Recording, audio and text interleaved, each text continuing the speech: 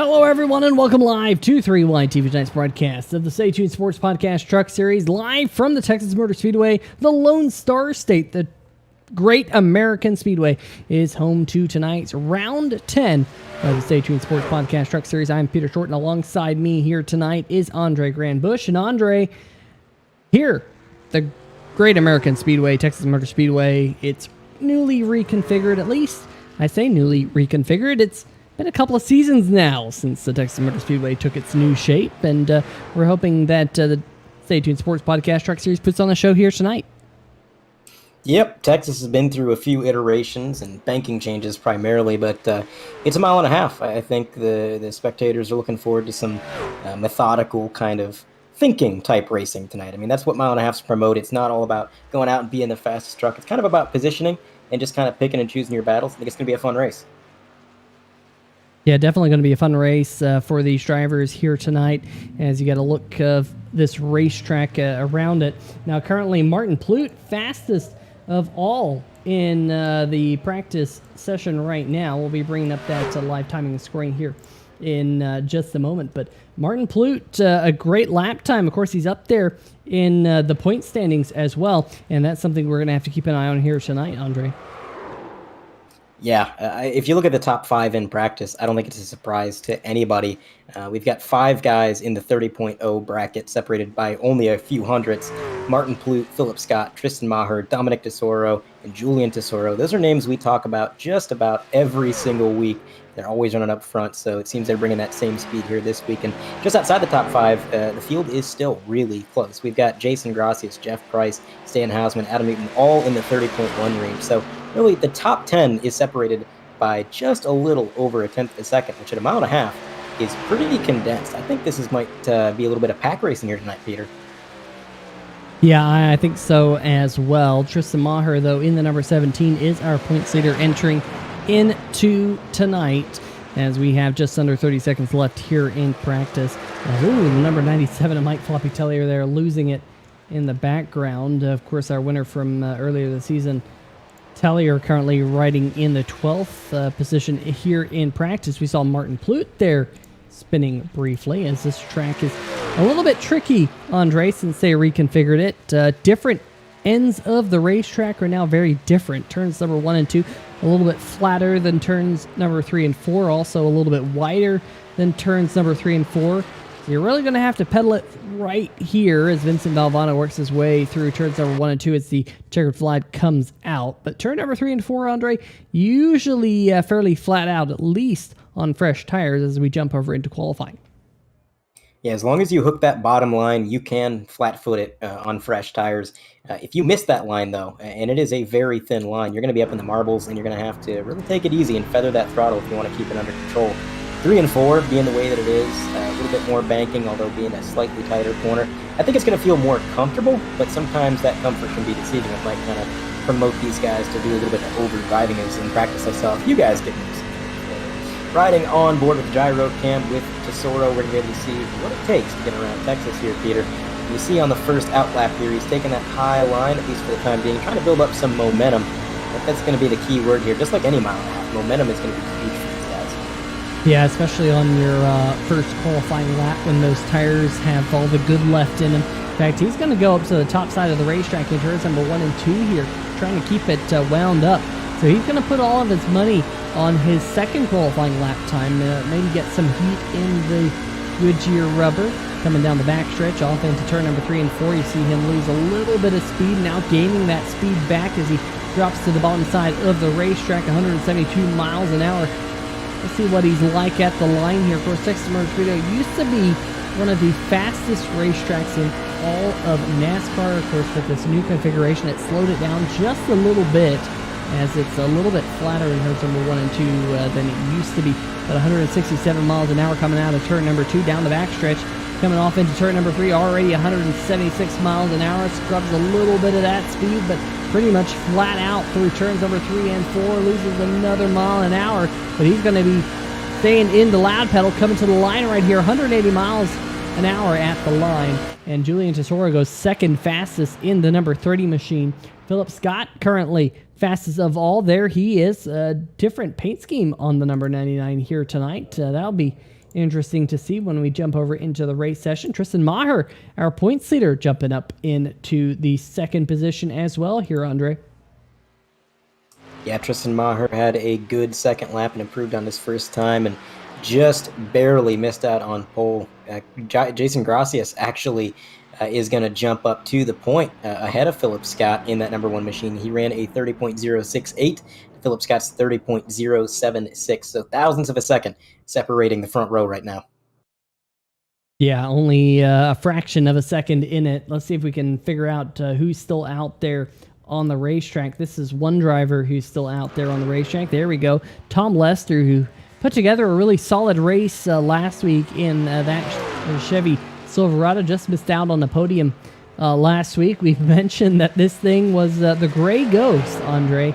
Last week, of course, Carlos Costa was with me in the booth, but we said that this number 48 was a Gray Ghost. It just melds into the track surface with that color gray that's on it. Very difficult to kind of see sometimes, but currently the number 48 is inside the top 5, or was inside the top 5 briefly. Now he's fallen back to 10th, but a good run last week for Tom Lester. Here's Stan Hausman, BeerStreetJournal.com, number 39 machine, currently inside the top 10 in the 8th position here in qualifying in his Ford F-150.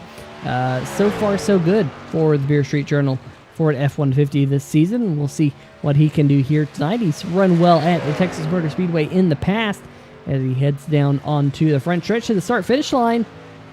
Lap number 2 for Stan Hausman will bump him up into the top 5, Andre. Good run for him. Yeah, phenomenal run so far, and qualifying has proven to be quite the competition here. Not much separation, and it seems like some of these guys that maybe weren't quite as quick at the mile and a half at the start of the season are starting to improve, and you can see that in their performances here. So qualifying's been pretty fun. Hopefully the race continues on as we take a look at the 917 machine making his qualifying effort. You know, Peter, I got to go back to that Gray Ghost paint scheme you were talking about. You talk about that car being hard to spot. I've raced in a league where one of the drivers just took a screenshot of the racing surface and overlaid that onto his paint scheme. That's as Gray Ghost as you're gonna get out there on the racetrack. But I love that idea. We saw Nathan Maurer there go into P10. Justin White here in the number 2, just peeling off the racetrack. 13 seconds left. It does look like Jason Gracias will be our pole sitter here tonight for the Gold Octopus 175 here at the Texas Motor Speedway. But I love that idea, Andre. I absolutely love that idea. I think more people should do that. In fact, I'm hoping to see one of these NSRA drivers have that on their truck next week. We'll keep our eyes on it. But hey, we're over into the race session now, folks. We're going to get these drivers gridded up here on the front stretch for everyone at home. Let's bring up the starting lineup here tonight. It's going to be Jason Gracias on the pole for the Gold Octopus 175. Philip Scott will be lining up alongside him, of course, up there in the point standings inside the top 3. Martin Plute also inside the top 3 in points. He'll be rolling off from 3rd here tonight. Tristan Meyer in 4th. Stan Hausman will be rounding out our top 5. Justin White in 6th. Dominic Tesoro on the inside of row number 4 here tonight. Julian Tesoro in 8th. Mike Floppy Tellier in 9th, and Nathan Maurer will round out our top 10 here, Andre. And looking back from the top 10, we got Vinny Valvano in P11, right next to Adam Newton in 12. Behind them, we've got Tom Lester and Adam Dama. Johnny Williams, Jeff Price making up the row behind them. 17 and 18th, going to go to Dave Buell and Doug Neal. 19 and 20, going to go to Tyler Bellinger, Jason Shue. Rounding out the field in 21st, Travis White in that number 23 machine is going to be starting at the tail end. Got some work to do tonight. But I tell you what, I think there's a lot of series that you could race here at Texas where passing might be difficult. I think Cup cars, it may be a little bit difficult to pass. But these trucks, they don't tend to be as aero dependent as the Cup cars or the Busch Series cars. And I think passing is going to be possible tonight. Some of these guys starting towards the back, they got a chance. Well, we got Tyler Bellinger, who is going to be our in-race reporter here tonight. We've talked about him a couple of times, and he said that he was able to get a pre-race interview. Let's see if we can get a quick word with Tyler Bellinger. Tyler Bellinger, Peter Short. Oh, nope. There we go. Tyler Bellinger, Peter Short, 3 Wide TV booth. You got a copy? Yes, sir. Loud and clear. How you doing tonight, man? I'm doing pretty good. I'll tell you what, here tonight, Tickets to Motor Speedway, this track was newly reconfigured. What are your thoughts about this racetrack, and how's the truck driving tonight? Well, honestly, I did not get many laps in because I did not realize until about 10 minutes ago that we had a race tonight. So I got about 5 laps in. It feels pretty slick, so we'll have to see how these trucks are able to handle. I heard you guys mention that passing is a little easier in these truck cars, so that gives me some optimism for sure. I see a couple of people using different lanes tonight. It's going to be difficult, though. This track is notorious for being slick. People are going to have to be very careful on these first couple laps, and we'll see how much the field fans out. I know the last race went caution-free, so we'll see if we can't repeat that tonight.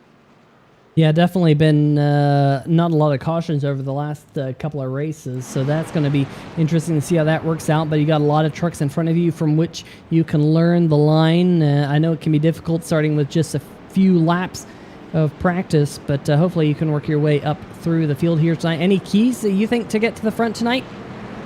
Just be smart, be patient. Like you said, watch the guys around you, see what they're doing, see what's working, what's not working. And you just got to be smart. You don't have a fast repair to play with. You got to take this as serious as any race that you're going to do on iRacing. So just learn what you can, be smart, and capitalize when you can. All right, well, we'll let Tyler Bellinger, our in-race reporter here tonight, get to it as a green flag is about to fall. And let's see, up at the front, Jason Gracias is our race leader. And Andre, green flag waves. The number 1 is underway. I'll tell you what a dead heat it is at the very start. Both of our leaders got a little bit of wheel spin, so row 2 got right up to him, and now it's a game of who's going to pull to the advantage in turn 1. It looks like Gracias is going to get that advantage as they go side by side. Behind him, Martin Plude in the number 8. He got trapped on the low line. It seems like that momentum from being able to arc it up out helped Philip Scott make that pass up into P2. Now Tristan Meyer in that 17 is trying to make a move for third, but he himself is under fire from Justin White, who's looking to the inside through the tri-oval. For this, we may have a battle for fourth. Down to the very bottom, that number 2 truck's going to hug that white line. That is the preferred line. They're coming out of the corner, going to get a little squirrely, Peter, and that's the risk you take. I believe that's the 62 truck going to skate by a hair. Now Justin White's got a few more cars to pass. What an eventful start.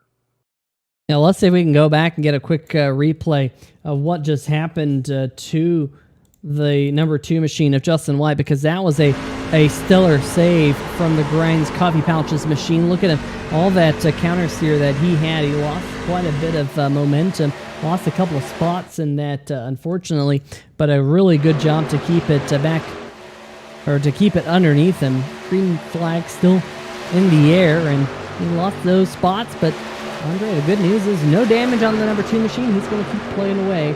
He's down into 10th, lost 4 spots here in the opening few laps.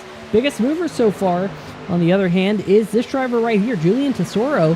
We talked about the 2 losing 4 spots. Well, Tesoro has gained 4 spots here in the opening laps as he's trying to run down the number 17 right behind Tristan Meyer there in the Eclipse Photography F-150. And we've been talking about Julian Tesoro. Andre, he's kind of a name that we floated around week after week after week. He's always up there. He's always towards the top 5. We think about a couple of weeks ago at Gateway when he had that penalty, the race after Gateway, where he had a penalty at the beginning of the race and couldn't rebound from it. Well, tonight, he doesn't have any penalty. He's up inside the top 5 here early. Yeah, he's having a good start to the night, and at 1.5 miles, getting a good start, getting out of the way, that is what you want. We heard from Tyler Bellinger in that pre-race interview. You got to be smart, and part of that is putting yourself in a nice, safe position. When you're at the front of the field, it kind of affords you some slack. You can kind of take it easy, run around the other leaders. You know they're going to be good. You know that they're not really going to be making too many mistakes up here, so you can be comfortable. Whereas if you make mistakes early on, like we saw to the number 2, you're putting yourself in the middle of the pack. You're then in the fray. You've got cars all over the place, and if something happens, statistically, it's going to be mid-pack. So getting out front early, great for Tesoro, and I think he may be hunting for a win tonight. This driver, Martin Plude, that we're looking at right now, the number 8 machine, has lost 4 positions down to the 7th position from the drop of the green flag in the number 8 machine. And Martin Plute, seeing a little bit of right front damage. Might have seen a little bit of smoke from one of the drivers up ahead, as well as Andre. These drivers really going for it early. You mentioned that it can be kind of difficult to pass here at this version of the Texas Motor Speedway, as Julian Tesoro, as well as the number 69 here, Dominic Tesoro, who's had a little bit of a resurgence as of late here in the series. He is now inside the top 5. They're battling for the 4th position, as now maybe Tristan Meyer trying to get around the number 99 of Philip Scott in front of him. Yeah, it is the Tesoro and Tesoro show right now. Both these trucks incredibly fast. With the 69, he had the inside, thought better of it, decided to wait, and it goes back to being patient, being methodical. And also, Peter, I mean, it's one thing to accidentally get into a guy being over-aggressive if you don't really know him, but when it's family, maybe you cut him a little bit more slack. Yeah, I mean, I've never particularly been in that situation, but I've seen other people be in that situation. And I'll tell you what, sim racing is competitive, folks. And I have heard of some very divided households after a race in the past when brothers are racing. So it's great to see them both out here on the racetrack. But we're looking at the number 99, who has the Ruth Ellis Center on that truck, usually sporting a National Ninja League scheme on Philip Scott's truck, but a different scheme here tonight. Hopefully we'll mention that a little bit later here on the broadcast. But we do want to quickly jump over into the 3-Wide TV chat while we got this racing going on right here on the screen, because we got the Stay Tuned Sports in the chat saying, "What's up, everyone?" I want to give a big shout out to Stay Tuned Sports in the chat here tonight. Jimbo is there, and of course Jimbo not on the racetrack here tonight, but Jimbo, folks, may become an uncle for the first time here today. So Jimbo, hopefully that happens. We want to wish you congratulations from all of us here at the 3-Wide TV team. We also have Darian Caitlin in the chat, rooting on Adam Dama. And we got word before the broadcast that Adam Dama and Darian have come to an agreement on when they're going to get married. And that is going to be later this year, August 28th, 2022. So we want to wish the Dama household to be a congratulations there. Adam currently running down in the 18th position, of course, stationed in Korea. One of our armed forcemen over in Korea here from the United States. And Adam currently running right now, like I said, in the 18th position, a little bit behind Doug Neal, who is in front of him. But I want to give a congratulations to that household as well, Andre. So a couple of congratulations being thrown out here early in the 3-Wide TV broadcast, and that is great to see. I just got to say, it's fun enough commentating for a driver under the name of Jimbo, but when we get to start calling him Uncle Jimbo, broadcasts are going to be 100% better, let me tell you. Uncle Jimbo. We coined the term right here, right now on 3-Wide TV. Uncle Jimbo. In fact, Jimbo in the chat right now saying, matter of fact, my niece was just born. Holy smokes. Uncle Jimbo in the chat here on 3-Wide TV. If you're in the chat as well with Jimbo, give him a congratulations. Jimbo, congratulations. That is awesome news. Johnny Williams also in the chat here tonight. Johnny, hope you're doing well. Haven't heard from you in a while. I know your family was battling COVID a little while ago. Hopefully everyone is good. Oh, Johnny letting us know that he has 5 minutes of repairs as I say that. It looks like Johnny, first driver off the racetrack here tonight. Johnny, hopefully you can get back out there as we see some good racing here between the Tesoros, the number 30 of Julian holding on to the spot, Dominic right behind, and then just a little bit further back, Stan Houseman in the number 39 machine, who's lost one spot since the drop of the green flag. Andre started in the 5th position, but that Beer Street Journal number 39 looking good here early. Yeah, he might have dropped a position, but he's still with the lead pack, and he's definitely on pace with these guys. I think what a lot of this is going to come down to is who has a long run speed, who's doing good at conserving, and honestly, being a little bit further back, being in the draft and just kind of taking it easy may be an advantage a little bit later on for the Beer Street Journal truck. as well as some of these other guys behind him. If you're the leader, you're kind of pushing that truck. You're on edge. You're doing everything you can to keep that field behind you, and that may play havoc on your tires, but we'll see. I think the long run speed is going to be key here because I'm going to make a bold prediction here as I knock on wood. I don't think we're going to see too many yellow flags tonight, so it's going to be a game of endurance and a game of patience. Yeah, caution flags have come at a premium here in the NSRA series over the last couple of months. In fact, they've done a great job of keeping things clean and green. But do want to highlight a couple of these drivers. Martin Plute right here in the number 8 machine. Biggest loser of the race so far. Of course, he started up near the front of the field. He's lost 10 spots here in the opening 18 or so laps.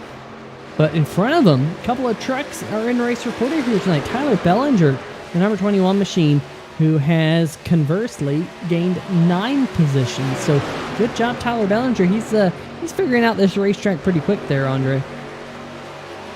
Yeah, I mean, coming into this race with 5 laps of practice, he said, and now picking up 9 positions. He's a quick learner, that's for sure.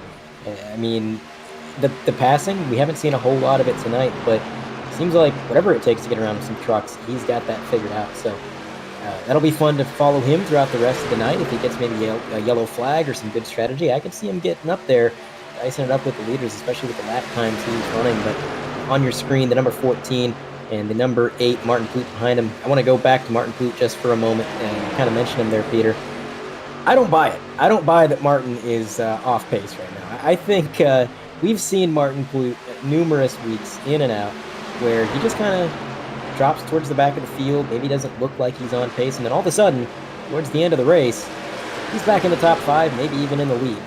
He just kind of comes on strong at the end, so I'm not going to give up on him yet. He's got a bit of side-by-side battling for just a moment ahead of him. The 14 tried to make a move on the 29, didn't quite stick, had to back up and regroup as this whole group, actually, Peter, is closing in on Bellinger now, so kind of causing a bottleneck here, which is going to be quite interesting to watch as the Gray Ghost plays a little defense here. Yeah, the number 48 of Tom Lester right in front of Vincent Valvano, who we ride on board with right now, the Backcraft number 64 here heading down the backstretch. Vincent here tonight started in the 11th position. It's now dropped back to 15th in the opening 21 or so laps. So Vinny trying to work his way forward here to get back to where he started at the drop of the green flag. Johnny Williams has also returned to the racetrack after a brief period here in the 3-wide TV chat. Meanwhile, up in front of him, we got a side-by-side battle between Tyler Bellinger right here and Adam Newton. This is the battle for the 10th position. Looks like Bellinger going to hold on to that spot for now. Running behind the 971 of Nathan Maurer, who had a really good run last week on the Super Speedway. I'll tell you what, last week's race, Andre, I thought for a while we were going to go caution-free. That's how good it was. I know it was, you were unable to make it last week, but it was a really, really impressive run at the Talladega Super Speedway, where, like I said, if it wasn't for just right there at the end of the race, I really thought that we were going to go caution-free. I mean, we never go... put it this way, we rarely go caution-free at the Talladega Super Speedway, but last week, only 1 caution in the entire race. 83 laps, we spent 3 of the 83 under caution, Andre. It was really impressive, and it really, I'm saying really a lot, but that just kind of speaks to what the NSRA Stay Tuned Sports Podcast Truck Series is about. They're about racing clean, racing hard, having a good time on a Friday night. You've had a long work week. What do you want to do? You want to sit here. You want to race. You want to have fun in the iRacing.com simulation. And that's what these drivers do week in, week out. Yeah, if anybody out there wants to join a group of clean racers, I can't think of a league in all my years commentating and racing and watching races that was quite as clean as this one. And I say that without a hint of doubt. These guys, week in and week out, are caution-free on a regular basis. I mean, more often than not.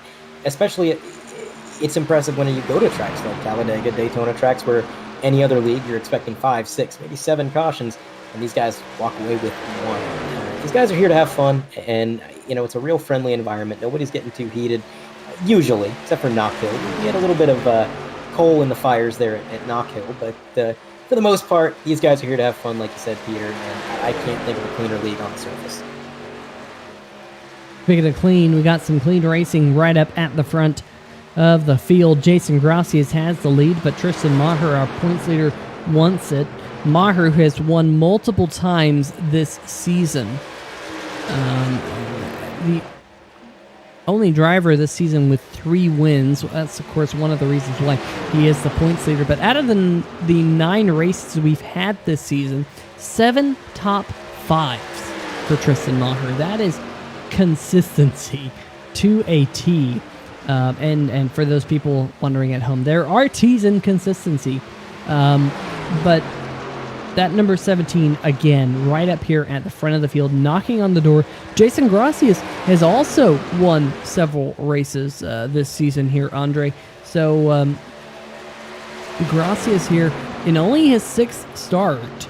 Already has 2 wins to his name in his first 5. Can he make that 3 here tonight to tie Tristan Meyer? What do you think? Well, it's going to be close. It's tough to tell. The 17 is really breathing down his neck right now and showing a lot of muscle. And behind him, you've got some other trucks that are kind of just waiting in the wings and showing that they're capable too. You've got Philip Scott there in 3rd, just inside the frame. It's going to be a close race. I honestly think strategy is going to play the biggest part in deciding the victor here tonight, as opposed to on-track battles. So we'll have to see, especially after our first green flag stops. But as I say that, a little bobble out of our leader, Peter. He moved up to the 2nd lane after hitting the apron, and that opened the door.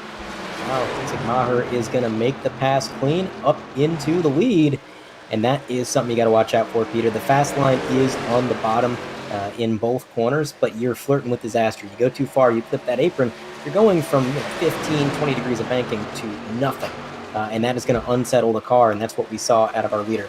So, got to be careful. Yeah, you do. You absolutely have to be careful here at Texas Motor Speedway. I know, Andre, and you know what? I have yet to race this version of Texas in a league race, but the old version of Texas, I always used to struggle right here. Coming out of turn number 2, the racetrack flattens out so much. You can see it. It transitions from about 20 degrees of banking to being almost perfectly flat in a hurry, and your truck will get really, really tight. You'll lose the front end of the racetrack. You'll lose all the grip that you have, and you just plow into the wall. I've done that many times here at Texas Motor Speedway. Turns number 4 that we just saw just a moment ago, that corner, though, doesn't have that same level of transition. Watch this. It flattens out in a hurry. Right there. It's starting to flat. Now it's really flat. And you can feel that in the steering wheel. Yeah, you really can feel it. We actually had a moment. You talk about a truck getting tight. We had a moment on lap 28 coming out of turn 4. Martin Plute got into the outside wall. Some drivers had to scramble behind him as he then kind of tried to recover. He clipped the infield grass a little bit. Now he sits on pit road getting some, I would imagine, some damage removed from that truck and possibly some fresh tires. But disaster striking early for that 8 team. Yeah, absolutely. Martin Plute on pit lane. You see him sitting there. In fact, he's just to the left of the racetrack. So that's really bad news for one of the drivers who's been really having a really good season so far. One of the drivers who's up there in the point standings enters tonight 3rd place. But it is our points leader right now, Tristan Meyer, who leads the race. Behind them, good battle now brewing for 2nd as Philip Scott is knocking on the door with Jason Gracias right here. As we're closing in on the 1/3 race distance here, Andre. They're knocking down these lap times here in a hurry.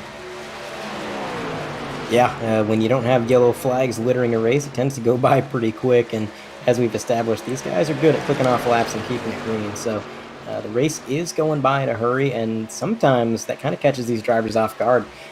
It gets to be going go time before you realize it. You kind of have to get yourself out of that relaxed mindset where you're kind of just clicking off laps. Is a big moment almost for the 17 out of turn 2. He got big loose, somehow not even losing that much time. That is incredible. I mean, he stayed on the throttle. He was completely sideways, stayed on the throttle, and barely lost a tenth of the cars behind. Well, let's get that here on the 3Y TV replay for everyone at home to see exactly what happened to Tristan Meyer coming out of turn number 2. And a big, pretty big slide there on Greg. Kept a foot in it, though. And he's going to continue to hold on to that lead. Lose a whole lot of time on Jason Gracias back behind him. Looking through the field, though, we're going to focus on this battle. Side by side right here. The number 77 Doug Neal on the inside. That's Tom Lester on the outside. Behind them, however, the number 29 machine you see back there. That is Adam Newton. He's lost a couple of spots since we last checked in on him as that 48 gets wicked loose. And the Gray Ghost almost went around. Great save there by Tom Lester. Yeah, we talked about Maher's save, but that was somehow even more impressive right there. That 48 got big sideways when I turned forward. Take a look at 3Y TV replay. Take a look at the steering tape on that wheel. He had that thing cranked to the right, and he gathered it up before he got the grass, and that's the key. There's really nowhere to go when you spin here at Texas through the trial. The grass will sneak up on you very quickly, and once you hit it, usually that's all she wrote. But he was able to get that thing pointed in the right direction, and what a save it was. But look at this 3-car battle. We got Philip Scott in the 99. He just got around Jason Gracias, who himself is just ahead of Tesoro, and these 3 drivers are going to be duking it out for position as they barrel down into the corner here. Every driver moving to that white line where they got the most grip, and of course coming out of the corner they're going to try to arc it up and out. But like you said, Peter, that transition in banking, it'll make you tight in a hurry, so you got to be careful. Sometimes it's easy to forget how fast you're going when you're focused on the car in front of you and only the car in front of you. So got to focus on the battle, but they got to focus on their own car as well. It's coming out of turn 2. These guys are not giving an inch. I mean, just perfectly matched lap after lap. Philip Scott just barely keeping him in the dirty air. It's on the bottom right of your screen. You can see the drivers involved in this battle and the gaps between them. And starting to get a little separation from Tesoro now, but Gracias not letting go of Philip Scott here. Yeah, this is a good 3-way battle. We want to give a shout out to Techno410 in the chat. Looks like he's a big fan of the 410 sprint cars, and thanks for joining here on 3Y TV tonight. Johnny Williams saying he got back on track, but it was down on power, so he let it go, so he didn't let or mess anyone up. Johnny, tough break for you here tonight early in the running, as we have just now crossed over the 1/3 race distance here at the Texas Motor Speedway. Got this great battle that we're focusing on for a second. Looking up and down through the field, we do have this battle brewing right now for the 6th position between Stan Houseman and Justin White. We got a battle a little bit further back in the pack right here between Tom Lester and Adam Newton. But for right now, those gaps are a little bit more spread out than this one right here. As we said, Jason Gracias is heading down pit road. Does not surprise me. He's on pace for a perfect 2-stop strategy. He comes down now, comes back on lap 82, 86, give or take, and he's got a less than a 40-lap run to the end of the race. So he'll be kind of maximizing the time he's spending on fresh tires if he sticks to this strategy and if it stays green. So I think you're going to see a few more cars run him down pit road, as the number 3 was also ahead of him, I think just exiting his stall, having pitted prior, as we focus in on a bit of a side-by-side battle. The Beer Street Journal truck, 39, is racing around this number 2. Both these drivers kind of fell through the grid early, but seem to be finding a little bit of pace now as they race each other. Question is, when will they hit? And I want to mention, Peter, going back to Johnny Williams and the unfortunate start to the race he had, where fortunately just down on power and really didn't feel like there was much to make up on track and decided to take it behind the wall. A race staying green is great for most drivers. Most drivers will say that's great, but it does increase the stakes tenfold. In a league where you have cautions happening on a regular basis, they kind of provide a second wind to some of these guys who maybe have damaged trucks or they're down on revs. It kind of motivates them to get back out on track because they know that, yeah, we're going to have some attrition, and even if this truck's not in top shape, I'm going to make up some points and we can salvage something out of this. In a race like this, in most races in this league, if something happens, and sometimes it's not even your fault, if you have a mechanical failure, if your steering wheel gives way, if something happens with netcode, one little mistake can be the end of your night because you can't rely on cautions bunching this field back up. So incredibly high stakes racing here in the NSRA. Stay tuned, sports trucks. Yeah, that's for sure. Here comes the BeerStreetJournal.com number 39 machine down onto pit lane. Currently, Jeff Price is battling for the race lead, yet to pit with the number 29 Tyler Bellinger. They're side by side here through turn number 3 and 4. We'll see whether or not the Back Channel Productions or the Ford Credit number 21 head down pit road this time. They do not. They'll continue to lap here at the Texas Motor Speedway. And Andre, one thing I'm curious about here tonight, we saw this in practice, that early in the run, the tires don't have a lot of grip. The trucks are really loose. And it seems like they become more stable as the run goes on. Well, I think it depends on your driving style, Peter. I think some of these guys are burning up the right front because they're really turning that wheel, and that will make the truck tighten up throughout the run. It'll snug it up.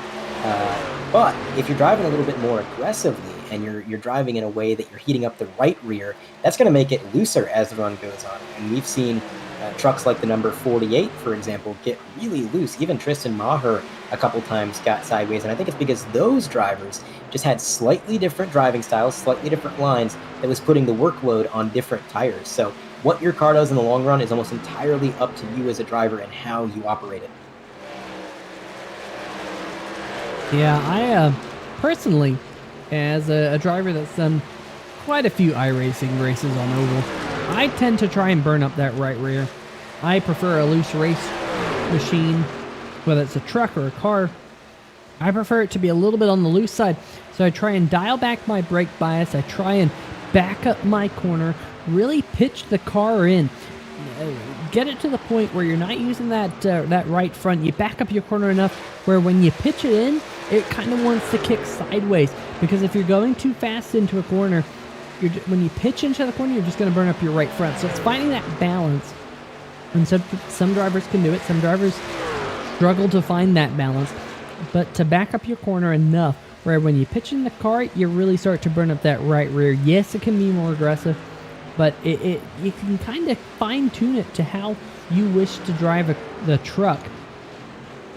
And it really makes for some interesting races as well. Meanwhile, speaking of interesting, Jason Gracias, who came down pit road on lap number 41, one lap before Philip Scott, right back behind him, is your race leader. Philip Scott up into second. Dominic Tesoro will be up into third now, as Adam Newton, the last driver to come down pit road, finally makes his way down onto pit lane. Julian Tesoro in fourth. But one driver who was our race leader for a while, Andre, bad news. Tristan Meyer speeding on pit road. Oh, that is disastrous. We already talked about how high stakes these races are and how one mistake can potentially spell disaster. And pit road speeding penalty, well, that's a pretty big mistake in a race that has been green for upwards of 50 laps. So I think his race is now kind of in the hands of fate. Whether or not he gets a yellow, maybe he puts himself in lucky dog position, but he's definitely going to go a lap down with that penalty. So big disaster. Also, a moment ago, Techno in chat asked, what's a fuel run tonight?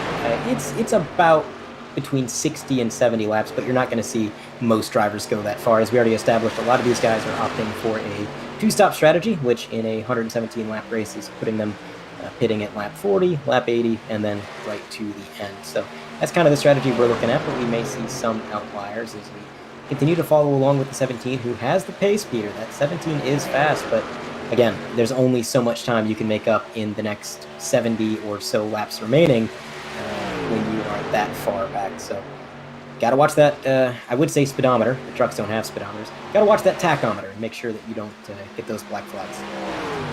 Yeah, you do not want to get those black flags at all. Techno saying loose is fast. That is true. Also, Tyler Talon saying, hello, Booth. Can you give a huge shout out to my hubby, Bellinger? We just got engaged yesterday. So happy. Congratulations to you both. It's just a happy day here on 3 White TV. Everyone's got something going on. That's pretty crazy. It seems like everything all happens at once. But Jason Gracias is our race leader. And speaking of happening at once, we have a battle for the lead happening at once right here out in the racetrack as we close in on the crossed flags here in about 6 or so laps from right now here at the Texas Motor Speedway. Philip Scott there in second, has 1 lap fresher tires. That's going to be a little bit of an advantage for the number 99 machine. Meanwhile, further back of the pack, Jason Shu battling with Adam Dama for position. One thing I'm surprised about, though, Andre, is how many pit road issues we had. I'm looking up and down the scoring pylon right now. Justin White had a long pit stop in the number 2 machine. He had a 17-second pit stop. Tyler Bellinger, a 16-second pit stop for the number 21 machine. That's a little bit long. Tristan Meyer, we highlighted his pit road speeding penalty. Adam Dama had a 45-second pit stop. Jason Shu, 27-second pit stop. Martin Ploot, who has since retired his machine. Mike Tellier also retired the number 97 truck. So we're down to just 17 here tonight with a lot of pit road issues. Might we see that again if we have another round of green flag pit stops? Well, we might. Green flag pit stops are a challenge. You come down pit road under yellow flag, things are usually a little bit more relaxed, and mistakes kind of come at a premium, as you would say. But under green flag conditions, you are pushing the limits. You're trying to get down pit road and get out of pit road as quickly as humanly possible. You're trying to brake as late as you can getting into pit road, and all of that extra effort, all of that towing the line just kind of opens the door up to these kinds of mistakes. And Texas is tough. It really is. Every pit road on the circuit is tough. But at these mile and a halves, especially these mile and a halves with the big runoffs, you see it at Atlanta, you see it even at Chicagoland, some other mile and a halves. You got big pavement runoffs that are just so inviting that ask you to just barrel into pit road as quickly as possible because you know the truck's not going to lose grip, but you get in there too fast, and well, we've seen what happens. So you just gotta kind of evaluate risk versus reward. You got to think, is it really worth it to try to get an extra 10th on this pit stop if it might end up costing me a lap? So got to be patient, and we'll see how the second round of green flag stops goes, should it come to fruition and should this stay green. But this battle for the lead, Peter, this is pretty impressive. We're 60 laps into this event, and 1 and 2 are separated by a 10th even after their pit stops here. Philip Scott continuing to run just half a lane lower than our leader. I've noticed he's doing that pretty continually through these turns. And I'm not sure if he's just trying to get in clean air or if the number 1 is actually struggling to get that low. Maybe he's just feeling a little bit tight and he's trying to overdrive a bit as he does slide up on corner exit. Philip Scott really just sticking to that bottom right now. Yeah, I really like the line that Philip Scott's running. Techno in the chat does as well. That 99 looks fast. I don't know if it's something to do with the emerald green or, I don't know, what would you call that color there on that number 99 there, Andre? Seafoam green, maybe? Emerald green? I don't know. That's a interesting color, but you know what they say about green race trucks and green race cars in general? They usually bring bad luck, but I'll tell you what. I've only ever had good luck with green race cars. I've won a lot of races in green race cars over the years, and the number 99 there with that bluey-green color trying to take the race lead away from Gracias. Yeah, he is fast. I think he does have a slightly better truck at the moment than our leader, Gracias, but it's going to be a matter of getting around him. This is going to be something where, going back to what Tyler Bellinger said in his pre-race interview, you got to be smart. You can't just look at a gap and say, okay, well, I'm going to send the car in there and hope that it works. This is a very, very tough track to run. If you're out of line by a little bit, you're going to find yourself sailing to that outside wall. So he's got to watch that leader's car like a hawk, and he's got to try and make sure that the second he makes a mistake, the second he runs just half a lane too high, or he gets a little bit loose out of the corner, he's there and he's ready to capitalize on that. But until that mistake happens, I think his best bet is just to ride. He's in a good position. He's behind the leader. He knows he's got the speed. And we got quite a bit of racing left here. We're on lap 62 out of 117, so he's got time to make that move. No need to rush it. Yeah, no need to rush it, that's for certain. As we just saw a pass there inside the top 10 as Nathan Maurer got around David Buell. Quite a bit fresher tires on Nathan Maurer in his 971 truck. Yeah, Buell, on the other hand, right now about 30 or so laps on his tires. So he's starting to slip back just a little bit. I'm seeing up at the front of the field, Jason Gracias maybe able to put a little bit of a gap now on the number 99 machine. We look away for a brief moment and things changing here quickly. But what I'm starting to see is, maybe a little bit further back, Dominic Tesoro will bring up the graphic there. I guess it's staying fairly even over the last few laps here, but Tesoro seems a little bit closer than he was maybe 10 or 15 laps ago, so maybe closing in a little bit, although, again, that last time a little bit slower was Tesoro than Gracias, but nonetheless, keeping these front two on their toes is Dominic Tesoro. Yeah, keeping him on his toes, indeed. I think this whole race has kind of been a heads-up race, to be honest. It's been green the whole time. These guys have not had a moment to relax. Up front, it's been a constant battle. We've had no runaway leaders. We haven't had that guy that gets out front and just pulls away from the rest of the field and leaves them in the dust.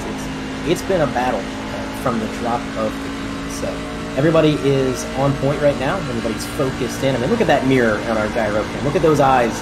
Those virtual eyes with a virtual focus, except it's real focus, as he is barreling out of the corner, just trying to run down our leaders. And I'll tell you what, the draft does play a bit of a factor here. Not to a major extent, but I think if he gets just about a tenth or two closer, he will be able to utilize that slipstream down the backstretch, and that'll make it a lot easier for him to get up there and make this a 3-car party instead of 2. Yeah, hopefully it is a 3-truck party here soon. But I'm looking at that lap count, top left of the screen. We're closing in on when we expect to see the second green flag pit stops of the night. About 14 or so laps from now would be the 2/3 race distance. We expect to see most of these drivers do a two pit stop strategy. And in fact, speaking of that, right now, I'm getting word that number 3 of Jason Shu is on pit road. There is Jason. You see a lot of right side damage, unfortunately, on the Firehouse number 3 in his pit box for an extended stay. It looks like here. Unfortunately, Jason Shu's night might be done. Currently being scored in the 17th position. Tristan Meyer, there he is. We talked about him a little while ago, about his pit road mistake. Currently riding in 15th. He was in the lead earlier in the race before the green flag pit stop that happened around lap number 40. Just not able to do anything right now. For all those people wondering at home, Tristan is in the Brookstone Animal Hospital lucky dog position, so he does just need a caution flag to get back on the lead lap. If only we were expecting any. Again, hoping for a caution flag in this league is kind of like hoping for rain in the Sahara. It just don't happen very often. So he's going to hold out hope. He's got a good truck, but man, oh man, and the odds are not in his favor at the moment, at least. We quickly approached lap 70, and this battle for the lead continuing just as intense as it was last time we checked in with these guys. The 99 just riding behind the leader, and I tell you what, Peter, with that 69 truck catching up slowly but surely, does that increase the anxiety in the 99? Does that make this more of a go or go home situation where he's going to be trying to get around the leader as quickly as he can before anybody else catches up and starts threatening for the lead? Especially as we approach these green flag stops, you don't want to be engaged in a giant pack of cars while you're trying to navigate the pit road. So just a few things to think about as we follow along with the Beer Street Journal truck doing his thing, and a little ways behind him we've got 2 trucks trying to get to one another and maybe decide who's going to have that position. The 14 truck, we've been following along with him. Never mind. Hey, sorry about that. Yeah, we got this good battle right here between the number 14 and the number 971 machine. And I was just trying to say that right now the number 14 machine is flushing his way up through the field. He is right now in the 8th position in the Back Channel Productions Chevrolet Silverado, and he is trying to get around Nathan Maurer right here. I'm a bit surprised that the number 971 machine has not really progressed up through the field like I expected him to. Last week had such a good run at Talladega Superspeedway. Got that win, and I was expecting him to find that momentum, Andre, here in the middle of the season. But unfortunately, the 971 machine riding in 7th. Not as much forward momentum as I expected to see him. Yeah, that's still not a terrible point stay. I mean, being inside the top 10 and having some attrition that we've had so far, some guys have taken it behind the wall, he's going to have a good point stay, I think, as long as he stays in it. So maybe not the momentum he had, but definitely not a disastrous day. And sometimes in motorsports, you just have to drive your truck for what it is. You got to take the car for really what it has to offer, and really don't want to push it too much more than that. So inside the top 10, not a bad day. But following along with Tesoro now in that 69 truck, he's trying to run down our leaders, and for a while he was actually closing in just a little bit each lap. Now it seems to be kind of flatlining. He's kind of stalled out. This gap has been the same for the last few laps as he's just watching these guys battle in his windshield.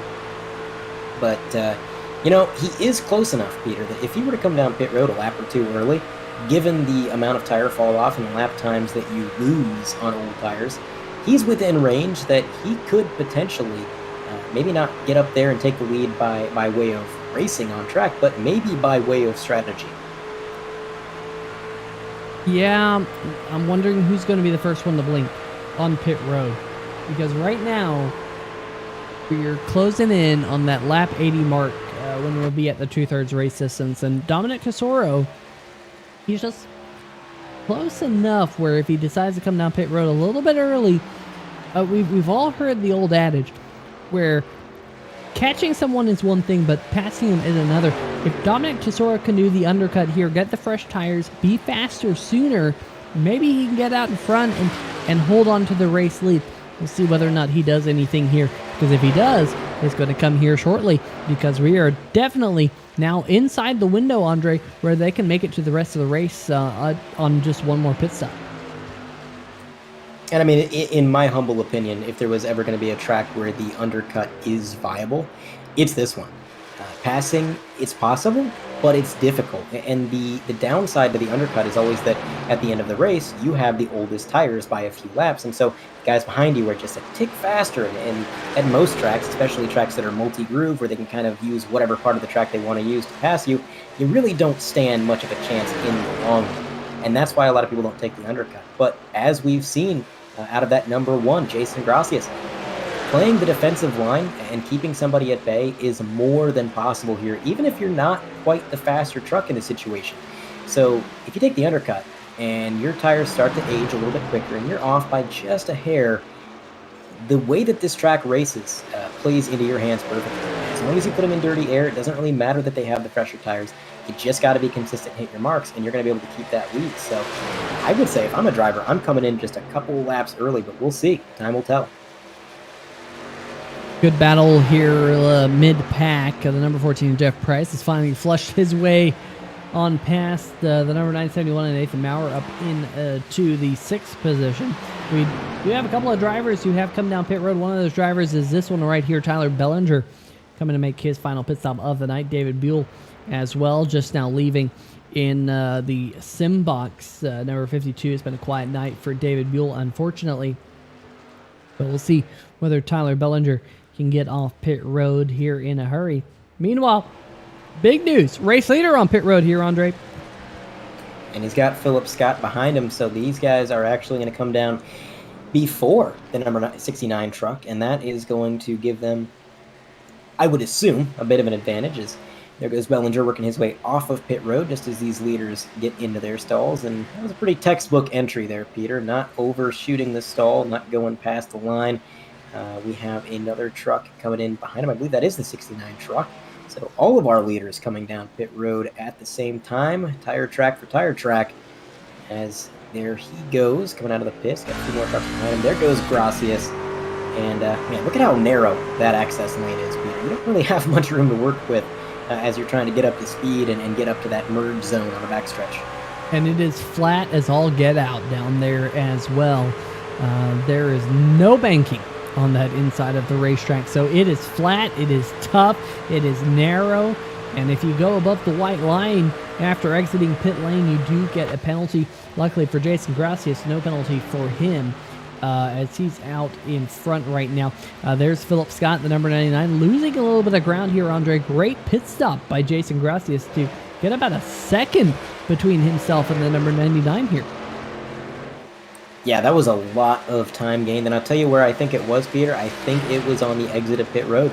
I think Jason was just a little bit more bold. He got on the accelerator a little bit harder, and that gave him that gap as he got to the back straightaway. Because really, when it came to pit time, there really wasn't a significant difference there. So it just came down to who was a little bit braver on the loud pedal coming out, and it turned out to be Jason Gracia. So for the first time in a long time, our leader has some breathing room, and this has not been the case, I would say, for the last, I don't know, 60 laps or so. So maybe taking this opportunity to breathe in that MaxGrafix machine, just trying to get around some lap traffic here and wait for everything to cycle out. But if everything goes the way that we're planning on it to go, then Gracia should cycle back up to the lead. Currently running P8 at the line, but again, some drivers still holding out from pit road. We got Techno in the chat saying, hey, can I put 69420 on a truck? Unfortunately, only 3 digits are allowed.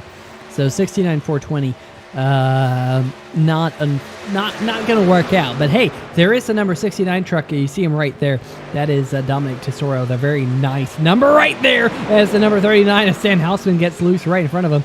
That was almost a very unnice situation. Maybe the number 39 would have been back to front with the number 69 there, and that would have caused all types of problems in the chat.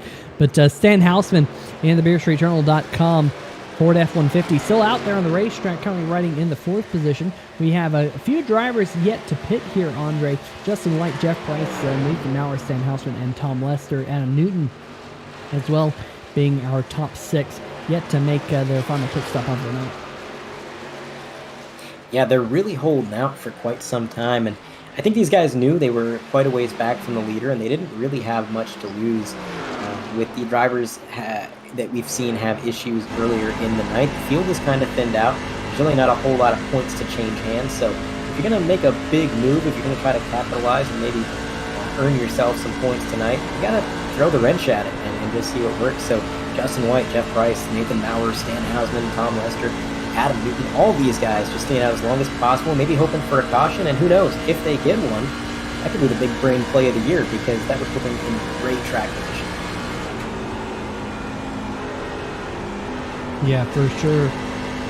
But right now, Jason Gracias, first driver off pit lane with fresh tires in about 22 seconds or so behind your race leader. In fact, he just passed Adam Newton. That puts him up into the 6th position. He's tracking him down here pretty quickly. I was about to say, these drivers still staying out there on the racetrack, Andre. They need a caution flag and they need it fast. But here comes the number 2, Justin White, on pit lane. Yeah, he is definitely closing in quickly. Techno in the chat proposing the possibility of gambling, stretching the fuel and just trying to make it in one stop. I think it is possible, depending on when your first stop was. But I'm going to come out and just say right now that I don't think it would work. I think the time that you gain on fresh tires is more than enough to unlap yourself and get ahead of the guys that stayed out. So not a very viable strategy in my opinion, but who knows? Maybe that's what these guys are doing up front, just trying to see if it works. Again, they were in a situation where they saw Gracias and Philip Scott and even the number 69 of Dominic Tesoro just kind of driving off into the sunset, and it seemed like they didn't have much for him. So if you can't get them on speed, get them on strategy. So they're just trying some fun things, and that's one of the things I love about mile and a half is you get some good racing. We've seen some great bumper-to-bumper action, but you also get some great strategy, which you don't get at every other type of circuit. So it's been a fun race through and through. Coming to lap 90 now for Stan Houseman in 2nd place there, 1 second behind our leader, and not too much racing left here, Peter. It is quickly closing in on go time. So I just want to harp on one thing. The last 3 races, tonight included, at Texas. So Texas Motor Speedway, so far, folks, if you're just now joining us here on 3 Live TV, 90 laps in. We got about 28 laps to go. We have yet to see a caution flag here tonight. Last week, Talladega Service Speedway, 1 caution at Dega for the entire 83 laps. The week before that, Darlington, 125 laps, 0 cautions. The week before that, we had 5 cautions. The week before that, we had 1. Back at Kansas Speedway, we had 4 cautions for 16 laps. I don't think we've had a single race this season where there's been what I would call just a plethora of cautions. As you see the 971 and Nathan Maurer come down pit road. That lays Stan Hausman in the BeerStreetJournal.com number 39. It's the last truck out there, hoping to see the first caution flag of the night. But chances are he's not going to see it because, Andre, we just haven't seen a lot of cautions here over the last couple of races. No, we have not. We've got a few folks in the chat asking about lap times. The quick lap of the race for Jason Gracias in that one truck was all the way back on lap 38. He ran a 30.102, and by the end of that particular fuel run, when he was on old tires and the car had slowed pace a bit, he was running 31.6. So you're losing about a second half from fresh tires to olds. And if you want average lap times, I would say that would make it somewhere around the high 30s, 30.8, 30.7 would be your average lap time. Of course, it goes much higher on old tires and much lower on fresh tires. Also, they asked about a lap time comparison to the first truck on fresh rubber and the current leader. Again, I'm not sure if we can pull that up, but I would assume about 1.6 seconds would be the difference per lap, as that is the fall off as we've seen through several drivers. We got a replay. Adam Dama looks like he had a little bit of trouble woeing the truck up to get down to the pit lane. Had to abort that idea, get back out on track, kind of playing some Dukes of Hazzard through the grass. But tell you what, that was some impressive driving, Peter. That grass kind of feels like you're driving on ice. And he kept that thing pointed in the right direction and was able to merge safely. Not a bad save. Yeah, good save there by Adam Dama. And then on 28 machine. Meanwhile, up at the front of the field, the number 99, Philip Scott, has run down Jason Gracias. We don't know how much tire Philip Scott's burning off in this run down of the lead. But at least Philip Scott is right there knocking on the door inside 0.4 of a second here, as we now just have 23 laps to go at the Texas Motor Speedway here in the Lone Star State. The Great American Speedway, as this racetrack has been dubbed in the past. Personally, Andre, I feel like and I speak for myself here, I've heard from a few people that they like the reconfigured Texas Motor Speedway. Personally, this racetrack, it's my home racetrack, folks. This racetrack is the closest racetrack to me, and yet I don't think I will attend a race here. I don't think I really have a reason to attend a race here. I don't think I want to attend a race here. I personally hate this racetrack. I do. I've never liked Texas Motor Speedway. I remember racing on Texas Motor Speedway, and this is going to date me, back on the EA Sports NASCAR 2000. It was the first track I ever ran a 100% race on. And I did it because it was Texas. And I'm from Texas. And I was like, oh, God, I got to race 100% race at Texas Motor Speedway. I played on my PlayStation 1 for a good 3.5 hours that day, driving this racetrack. And I have hated this racetrack ever since. I never liked it in its old configuration. And then they reconfigured the racetrack and they made it worse, in my opinion. And of course, to each their own. You know, it's something different now. We'll let the chat have their own opinion and speak their speak what they have to say. But this racetrack's about an hour and a half from me, and I've attended a couple of races there in the past. I haven't attended one since they reconfigured it. It's just not my favorite. I gotta say, it's not my favorite ever since NASCAR 2000 on in EA Sports days, when that was the only NASCAR game you could get back in the day.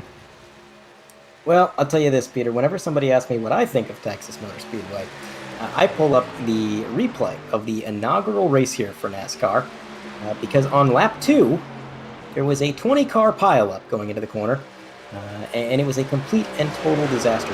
The next year, the exact same thing happened again on lap 1 as opposed to lap 2, I think that sums up Texas Motor Speedway, Peter. It was kind of a disaster from the start. It just never worked. Not in the original layout, not in the layouts that we've had since.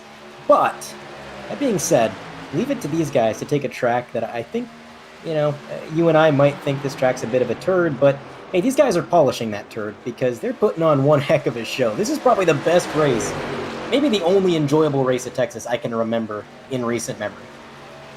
I'll tell you what, Under, the first ever National Sim Racing Association race that we ever broadcasted here on Pretty Wide TV was an exhibition race here at Texas Motor Speedway. And TJ Buck won that race in his Captain Crunch machine, and it was one heck of a race. For whatever reason, the NSRA knows how to put on a good show here, unlike anyone else. If the NASCAR drivers could learn from the NSRA, Stay Tuned Sports Podcast Truck Series, on how to put on a good race, we have Philip Scott there having a peek for the race lead. I might actually attend a race at this racetrack. I know, I say this, but this week, for all the people at home, Humpy Wheeler has passed away, and of course, Humpy was involved quite a bit in the Texas Motor Speedway back in the day. Not quite as much as Eddie Gossage, but Humpy Wheeler, he's done a lot for several of these racetracks. But man, this racetrack, it's a shame, because when they said, hey, we're going to reconfigure Texas Motor Speedway, I was absolutely ecstatic. I was like, thank goodness, I'm so happy. And then they did this to it. But you're right. The NSRA has always put on a good show here at Texas Motor Speedway. For whatever reason, these drivers really know how to put on a good show. And I'm really, really glad they do, because they make it fun not only for us up here in the 3Wide TV booth, but also the 3Wide TV chat as well. You guys are absolutely awesome in the chat. We appreciate all of you. Bob Giaquinta saying, agreed 1,000%, launch the track into the sun. Johnny Williams saying, blow it up. RC Plains, A+ story. You know what? I'm starting to feel a similar sentiment between us up here in the booth and the chat.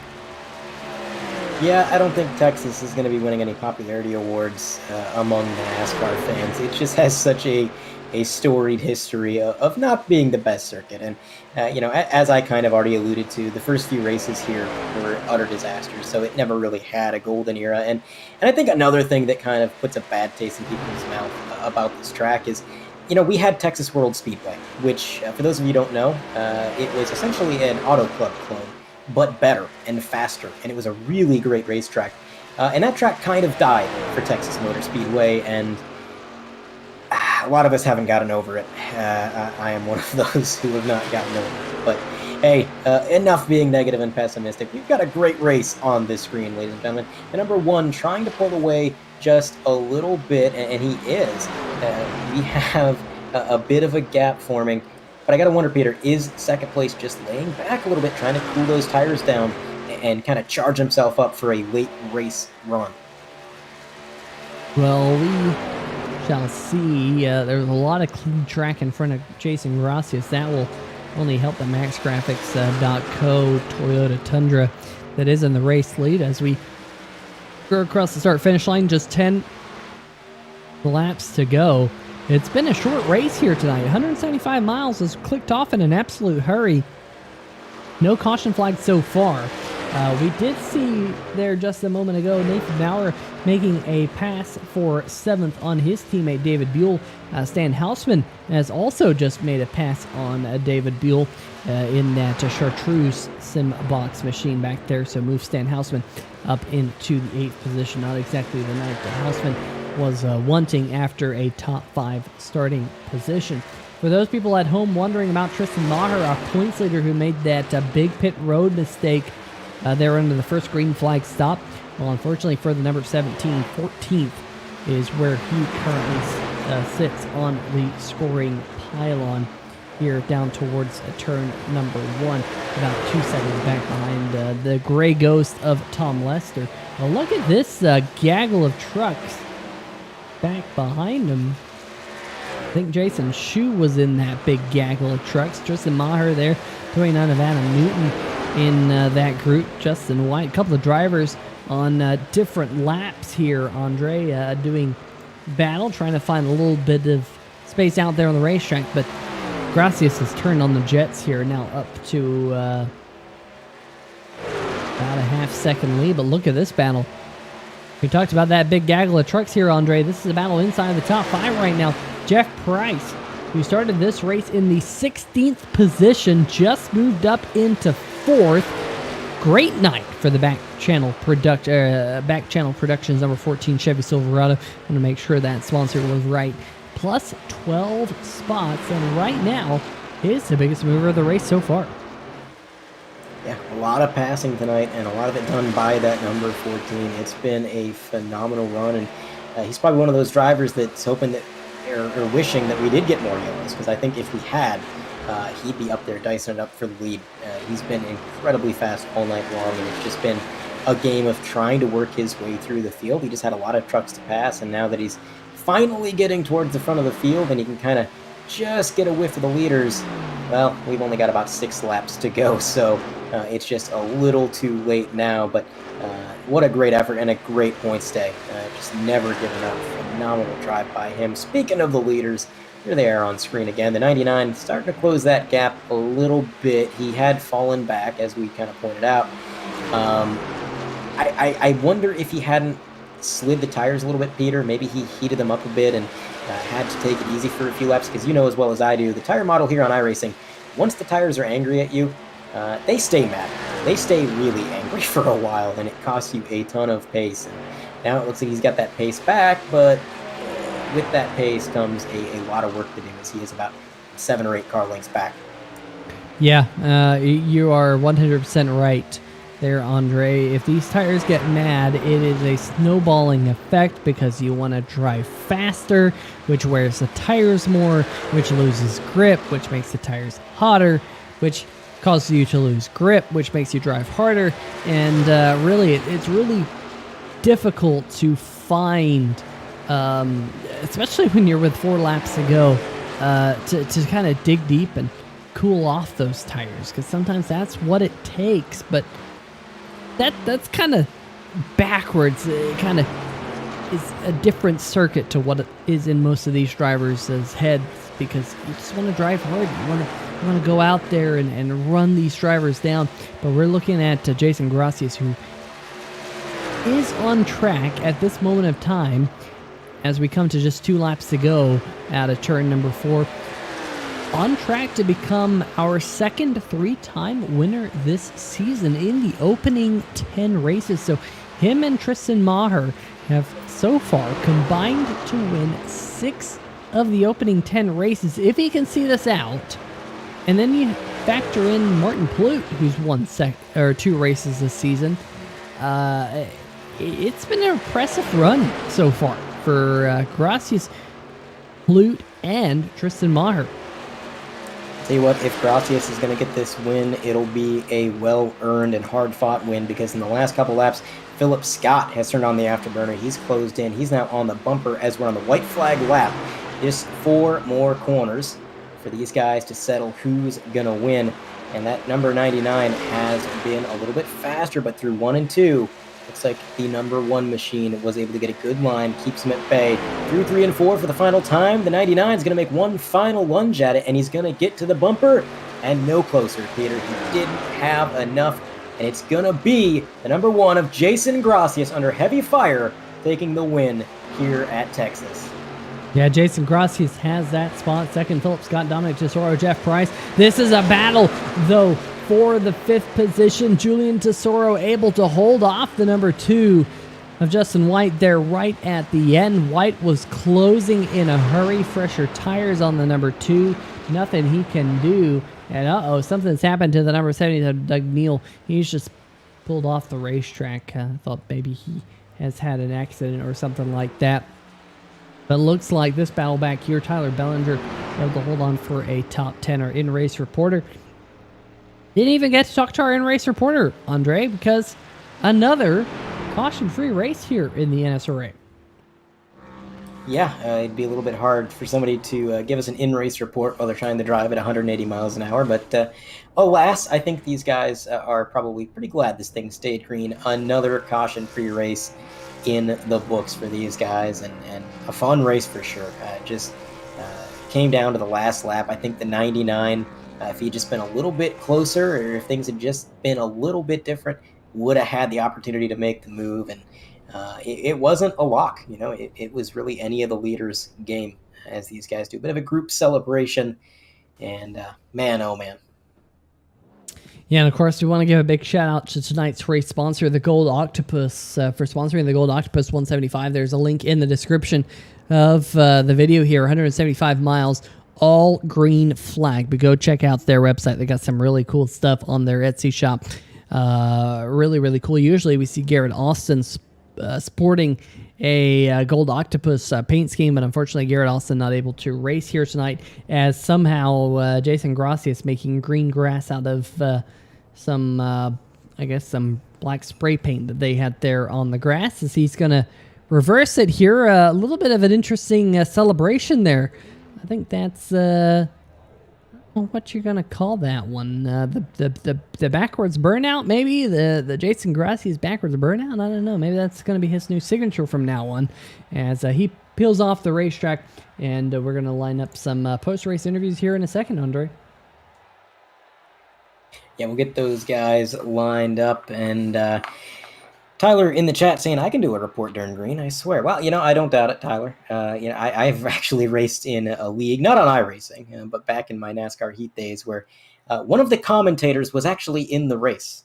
So I've seen crazier things, that's for sure. Hey, I've done that, Andre. We've done that in the Total Nonstop Racing League a few times, where I've actually been in the race and commentated from the driver's seat with one of my co-commentators, and it's a lot of fun. I've loved it.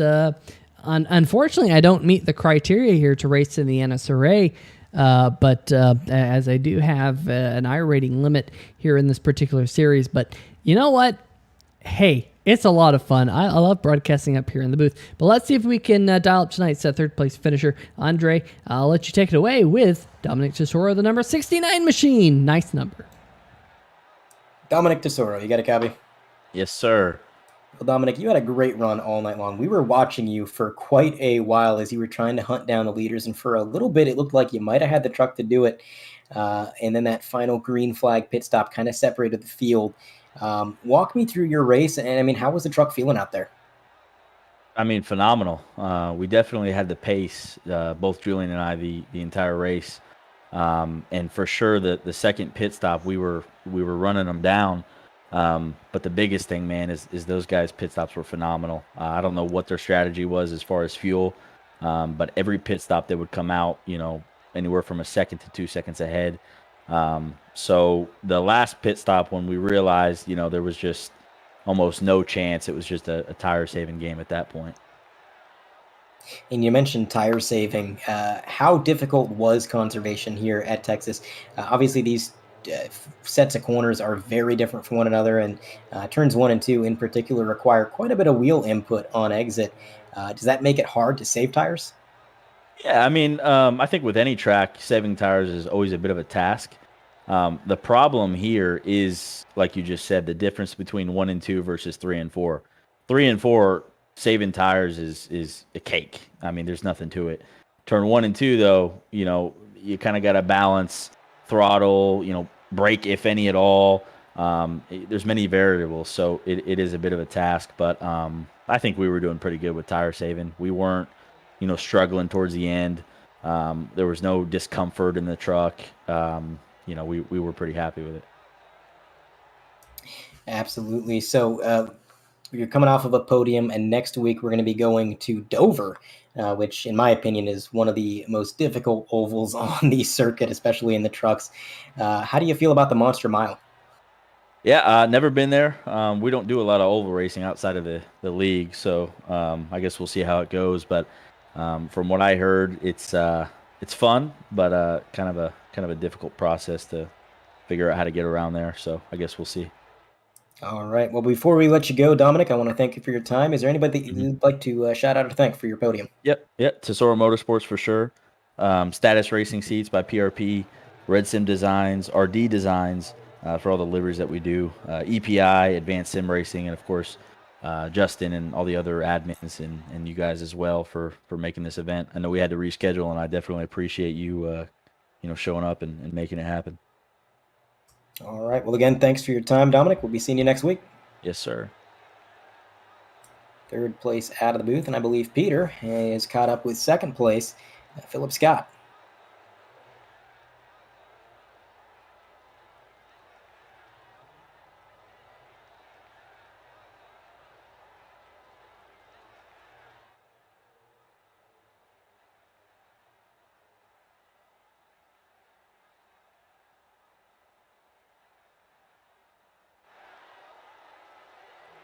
Yeah, that first off, that is the loosest race car I've ever driven ever, let alone for 117 laps, all green. That was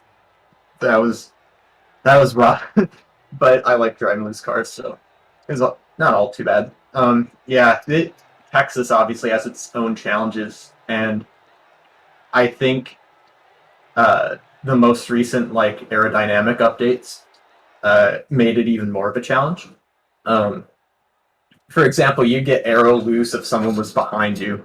Yeah, things like that. It was way more realistic, and that made Texas kind of like how Texas is in real life. But honestly, it was even though it was so hard to pass, it was still an absolute blast. Like because it was just so fun to try to see if I could get runs certain ways, trying out different things. I had a completely different line than Jason, like the whole race, mainly because of dirty air. Um, Thankfully, though, he had a kind of higher line, so I could stay like half a truck width below him, kind of like how Indy cars are. Honestly, it kind of was like an IndyCar race. But yeah, it was. I any day that I can uh, hang right with Jason on tire on a long run all the way to the end is probably a good day. So I'll take it, but I really wanted that.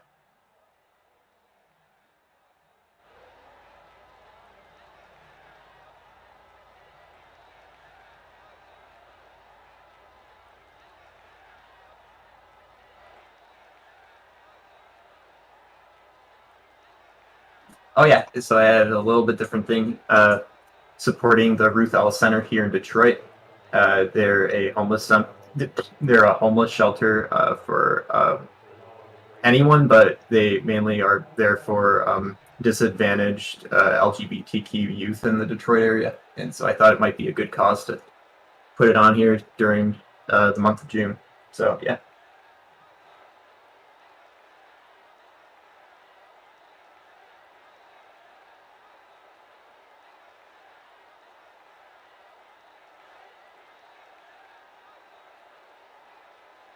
Yeah, that was where I won my first race last season. So we'll see how it goes. I really like Dover. It's kind of funny because it doesn't seem like the type of track I'd like, but I really like just how fast it is, how you can like change up your arcs, change up your lines. Um, so we'll see how it goes. I feel really good this season. It's pretty much this. I feel like the points battle right now is definitely a dogfight between me and Tristan. It's a lot of fun every week just slinging it out, and I'm really glad that I may be able to have improved so much over the past few seasons in NSRA and TNR to where I'm like battling for the points lead. So really cool.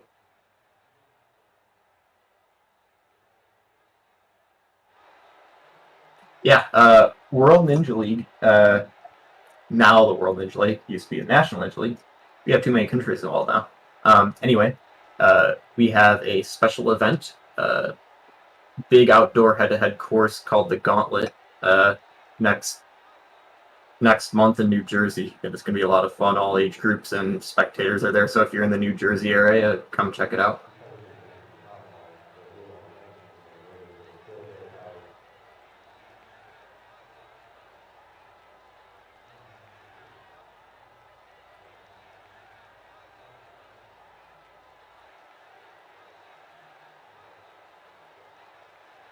Yeah, absolutely. Thank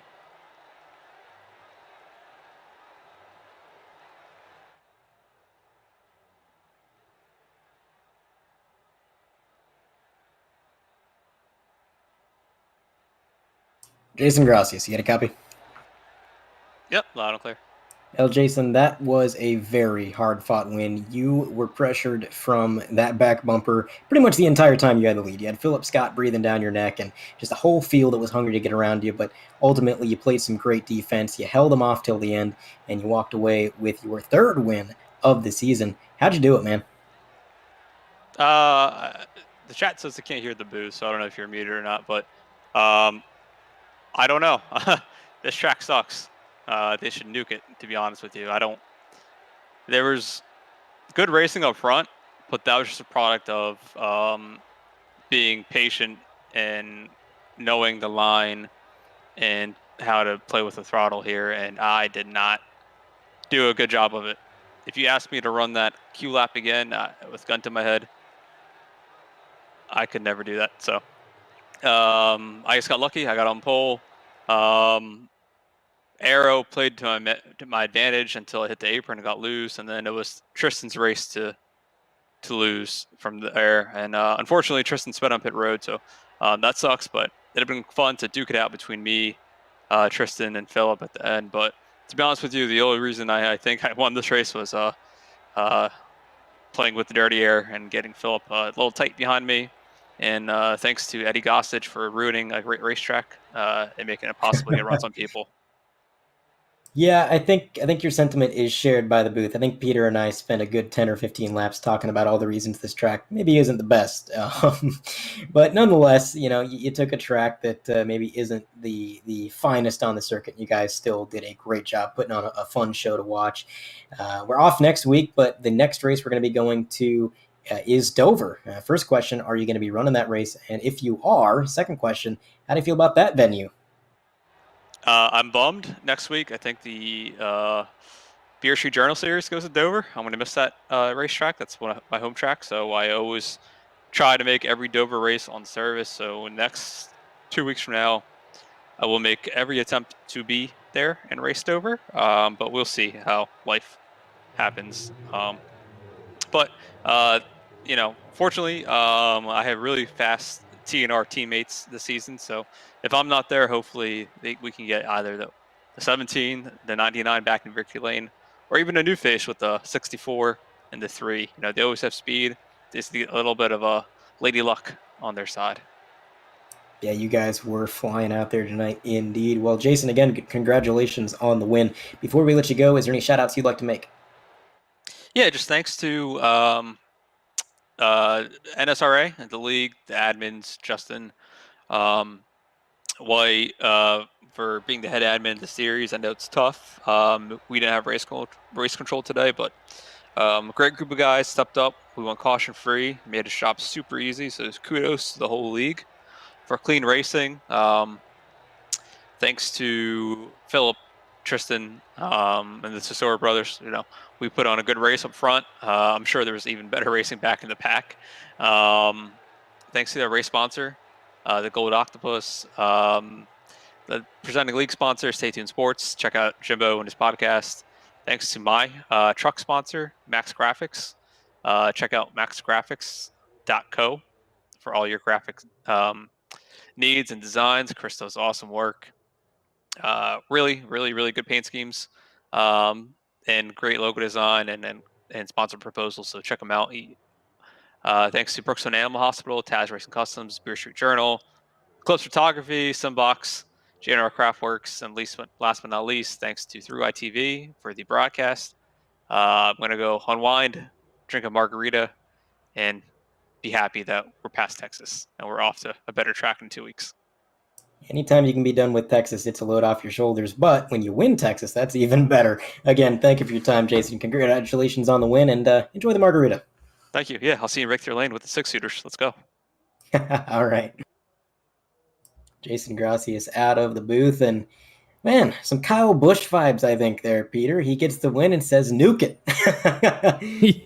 Yeah, and it's a shame, because if I won this race, I'd probably say the exact same thing. But hey, it is what it is. A good race nonetheless here tonight, always from these folks here in the National Sim Racing Association. Let's see if we can bring up tonight's final race results, though. However, for all you folks at home, Jason Grassi is taking the win. Philip Scott coming home in second, only about a tenth of a second back, but behind them, 9+ seconds back to Dominic Tesoro. Jeff Price coming home in fourth, and is our Simbox PC Biggest Mover of the Race Award. Make sure to check them out at facebook.com/SimboxPC for custom button boxes. Jeff Price coming home in fourth. Started this race here tonight in 16th. What a good run for him. He has been active here on the NSRA Discord after the race, and has mentioned that it's the most fun he's had in a long time. So glad to hear that, Jeff. Julian Tesoro finishing in fifth, losing that spot late to Jeff Price. Justin White in sixth. Almost able to catch Julian Tesoro before the checkered flag. They had about a tenth of a second separating fifth and sixth. Nate Maurer, a couple of seconds back. He was only a half second in front of Stan Hausman, who started this race from inside the top five. David Buell finishing in ninth. A solid, kind of a quiet but solid night for David Buell. That seems to be a fairly common trend, as the Simbox number 52 was slightly off strategy from most of the drivers here tonight, pitted early, and was able to use that to his advantage. Tyler Bellinger, our in-race reporter, able to hold on to that spot, just 0.2 of a second in front of our 11th place driver, Vincent Valvano there, Andre. Yeah, great run by Bellinger to get up into the top 10 with, might I remind you guys, 5 laps of practice. This guy gets up there in the top 10. Phenomenal. Vinny Valvano just outside the top 10. He's going to be P11, 29 seconds back. He was actually the last driver on the lead lap. After that, we get to some of the drivers 1 lap down. Doug Neal, Tom Lester, and Tristan Meyer, after his pit road mishap, finishes 14th, 1 lap down. 2 laps down finishes Adam Dama. He had some trouble late into the race, finishing at P15. Adam Newton had some speed. We thought he was going to make a run at it, but again, another driver succumbing to late race issues. He finishes, I believe, 4 laps down. Jason Shu in the number 3, P17. Then behind him, you've got Mike Tellier, Martin Plute, Johnny Williams, and Travis White rounding out the field. And that is your post-race results for the race here at Texas. Yeah, a good race at a racetrack that usually doesn't put on a good race, but a really fun time between the top 2 of Gracias there and the number 99 of Philip Scott, keeping us on our toes to the checkered flag, as is usually the case here on Friday nights on 3Wide TV. Next Friday night, though, it is 4th of July weekend. We want to wish everyone at home listening in the U.S. or maybe part of the U.S. Armed Forces abroad, like Adam Dama, happy Independence Day. We will be off next weekend, and then the week after, we got Dover, the track that is known as the Monster Mile. I love going to Dover. It's one of my favorite racetracks, always a fun one to watch, and with what we've seen over the last couple of weeks, probably not going to have a whole lot of cautions as well, which always makes Dover races a lot of fun. It's a very difficult pit lane to get into, and if we get green flag pit stops at Dover, Andre, who knows what'll happen? Yeah, that will be quite the show. You mentioned how tough that pit lane is, and no forgiveness. There's nothing about that track that says forgiveness. I mean, the inside walls on both straightaways are right at the inside of the straightaway. I mean, literal inches of runoff. If something happens, there's nowhere to go. You've got the tough pit lane, and of course, you've got the entry and exit of the corners, which are huge elevation changes, just throwing you around inside that car. So from every angle you could possibly look at it, Dover is a wild racetrack, and these guys are sure to put on a show here on 3Wide TV. That is definitely the case. Want to give a huge shout out to our series sponsors here, starting with Stay Tuned Sports Podcast. There's a link to their Podbean in the description of the video. Make sure you check that out to listen to all of your sports podcast needs. If you're a sports nut, that's the place to go.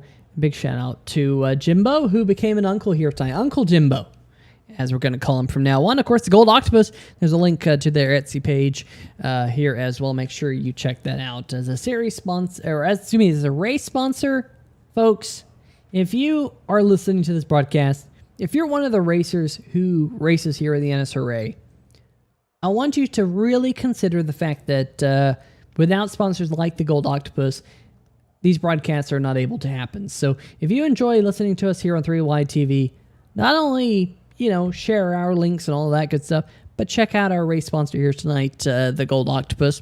MaxGrafix.co, great place to check out iRacing paint schemes. Go hit them up. Brookstone Animal Hospital. We didn't have a single Brookstone Animal Hospital Lucky Dog Award here tonight.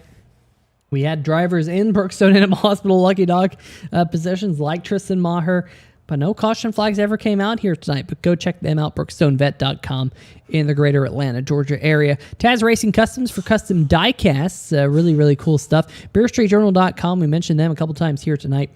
Great place to check out craft beer news across the USA. Eclipse Photography. Simbox PC. Facebook.com/SimboxPC to check out their custom button boxes. And JNRCraftworks.com for custom designs. Really, really cool stuff. If you have not checked out JNRCraftworks.com and you're one of the drivers here in the Stage Junior Sports Podcast Truck Series, you are missing out. They got some really, really cool stuff, some really, really cool gifts. I know Father's Day was just a couple of weeks ago. If you need a Father's Day gift, maybe for your dad, and you didn't get him one, and you need to get him one, well, go check out JNR Craftworks because it would be a really good retribution gift. I gotta say, really, really cool stuff. But without them, this series is not possible. Andre, any final thoughts before next week? Yeah, I'm just looking forward to Dover. Usually Dover is a very chaotic race, but this league has defied expectations, and I'm really excited to see what these guys can do there, because when the racing is green flag at Dover, it's usually very close and very exciting, so I'm looking forward to it. And of course, as you said, Peter, just want to wish everybody a happy 4th of July coming up.